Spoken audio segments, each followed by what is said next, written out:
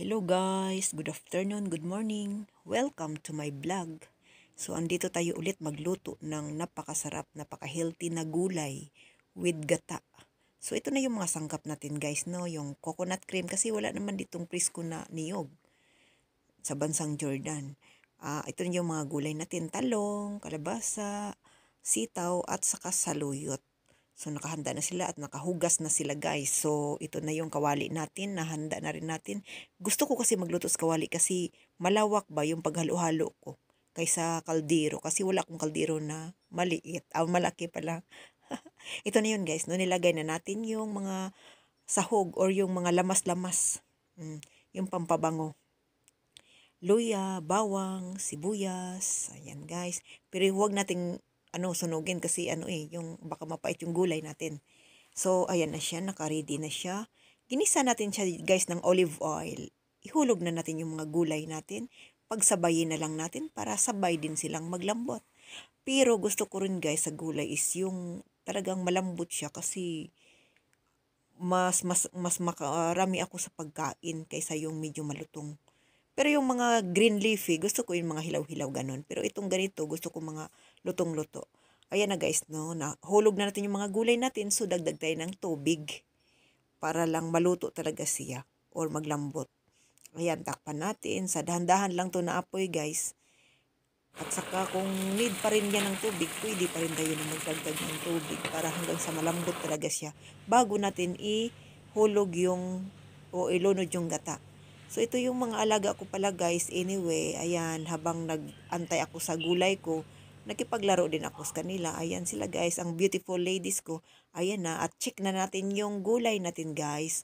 Ayan na, mukhang malambot or overcooked na ata ito. Pero at least, nandyan pa rin yung vitamins yata. Kasi, nandyan lang naman yun eh. At saka, hindi ako nagsasahog ng isda or karni kasi gusto ko pure gulay talaga. At hinulog na nga din natin yung saluyot guys. No, ayan na sila. Maraming saluyot ang gusto ko ring kainin ngayon. Kaya nga overloaded siya ng saluyot. Ayan. Dandanay natin pag mix guys kasi lutong-luto na yung gulay natin eh. Baka mukhang na siya yung ginataang bilo-bilo. Ayan na guys, no? So, enjoy life anyway. So, andyan na yon. Yan na. Luto na rin ang saluyot. At sa ngayon, idagdag na rin natin yung gata. Siya yung pinakahuli na ingredients natin guys, no? Ayan na. Ayan. Idagdag natin isang lata. Ayan. Tapos, paghaluin lang natin siya ng dahan-dahan. Pero nagdagdag din pala ako ito ay optional lamang, yung, alamang na may kunting taba, ayan. Saka dagdag din tayo ng paminta. Ayan na guys. Dandahanin lang natin siya paghalo-halo kasi, madurog-durog yung nakailalim ng mga gulay. Agoy, saon na lang. Ayan na guys. Sobrang sarap na siya guys at malinamnam to na gulay guys.